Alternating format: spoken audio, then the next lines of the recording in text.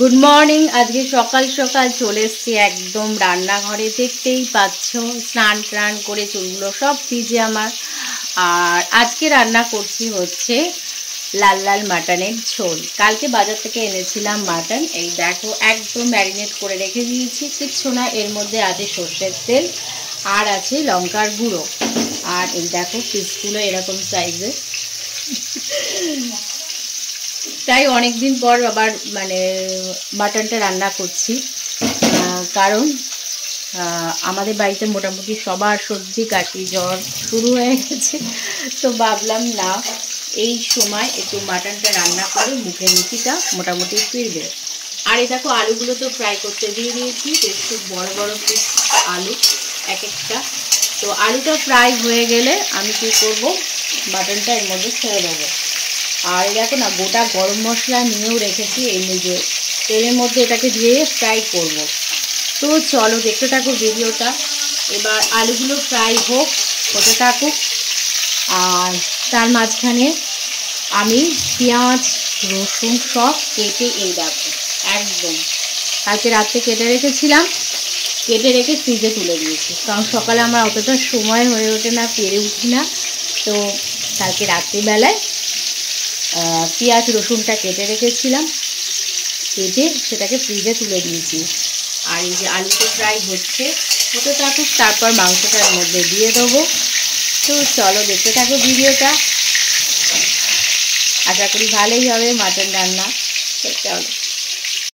তো আলু ফ্রাই তো হয়ে গেছে, ফ্রাই করে দেখো এখানে রেখে দিয়েছি। এবার কি করলাম, এই যে পেঁয়াজটাকে ভালো করে ধুয়ে সেটাকে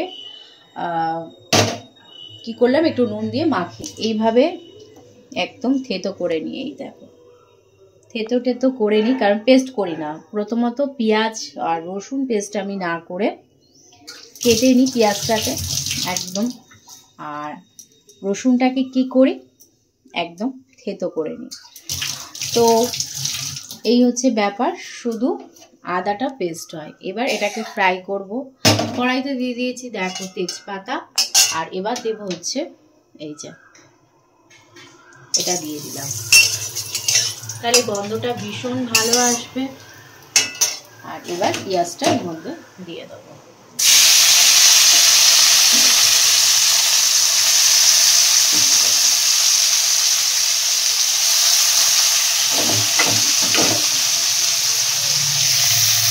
তো এটা ফ্রাই হয়ে গেলে পেঁয়াজ রসুন, তারপর আদাটা দেবো, দিয়ে তারপর মশলা টশলা দিয়ে এবার যত কড়াইতে নাড়াচাড়া করা যায়, কষানো যায়, তত জিনিসটা ভালো হয়।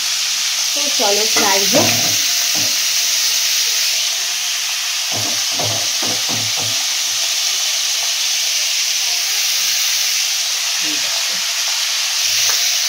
পেঁয়াজটা ফ্রাই করতে করতে একদম সুন্দর একটা লাল লাল কালার চলে এসছে। এরপর কি করবো, এর মধ্যে আদার পেস্টটা দিয়ে দেবো। এই যে আদা, এই আদার পেস্টটা আমাকে এর মধ্যে দিতে হবে।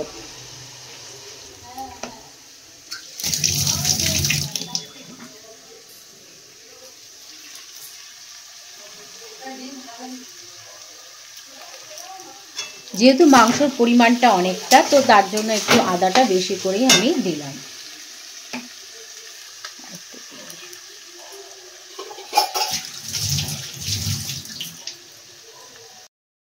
এবার মনে হচ্ছে আদা পেঁয়াজ রসুন ভালো করে ফ্রাই হয়ে গেছে। এবার মাংসটা দিতে হবে, দিয়ে দিই, কারণ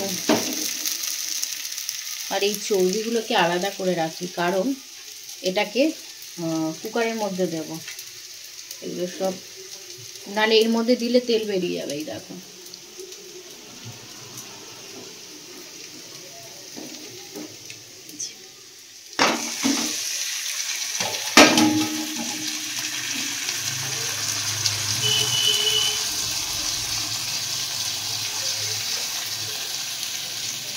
এটাও আলাদা করে রাখলাম।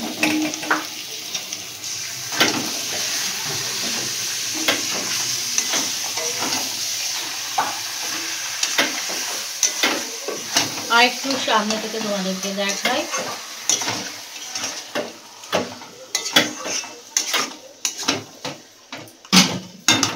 তো চলো ভালো করে এটাকে কষাতে হবে, নাহলে হবে না। তো যেহেতু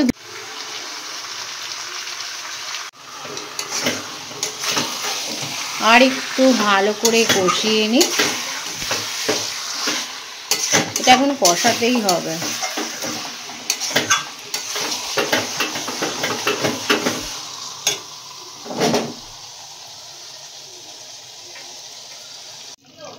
সুন্দর একটা কালার এসছে, এরপর এটাকে কুকারের মধ্যে দিয়ে দেবো, তাহলেই হয়ে গেল।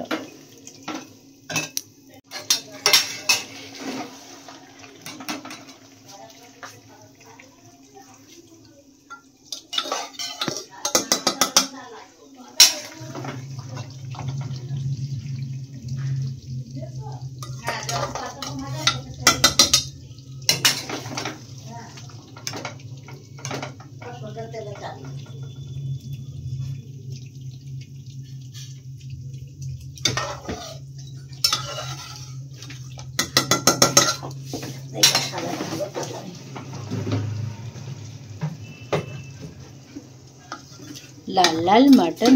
ও তো মাংস রান্না পুরোপুরি কমপ্লিট হয়ে গেছে। আমি কুকার থেকে ঢেলে আবার এই যে কড়াইয়ের মধ্যে রেখে দিলাম। কুকারটা ফাঁকাই দেখাচ্ছে, কারণ এই মাত্র কুকার থেকে আমি ঢাললাম। তো এই যে যেহেতু কি হয়েছে, আলুগুলোকে আমি আগে সেদ্ধ করে নিয়েছিলাম, ওই জন্য আবার কড়াইয়ের মধ্যে ঢালতে হলো। দেখি মাংসটা নরম হয়েছে কিনা। মাংস বেশ নরম হয়েছে, মাংসটা দেখতে হবে। ছেড়ে ছেড়ে যাচ্ছে। একটু আমরা নরম মাংস খাই, তো তার ফলে কি হয়, কুকারটাকে আমি দেখলাম মাংসটা প্রথমে নরম হয়েছে কিনা। তারপর যদি মনে হলো যে নরমটা একটু বাকি আছে, একটু শক্ত শক্ত লাগলো, তো আবার আমি পরে কি করেছিলাম, আবার গ্যাসটাকে অন করে কুকারের মধ্যে 3-4টে সিটি দিয়ে নিয়েছিলাম।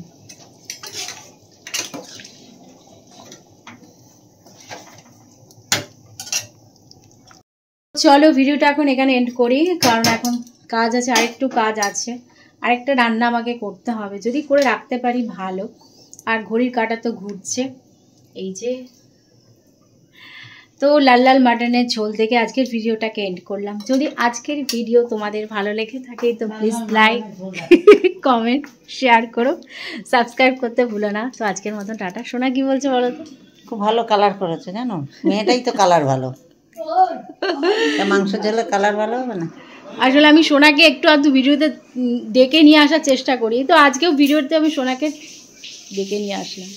খুব ভালো না, খুব ভালো। এরকম জানি ঘরে ঘরে একটা করে বউ হয়। বলো আমার ভিডিওতে বেশি বেশি করে যেন সবাই লাইক করে। হ্যাঁ কর, বলো ওর ভিডিওতে বেশি বেশি করে লাইক করবেন। হ্যাঁ হ্যাঁ, তো চলো আজকের মতন টাটা করো, টাটা করো, টাটা।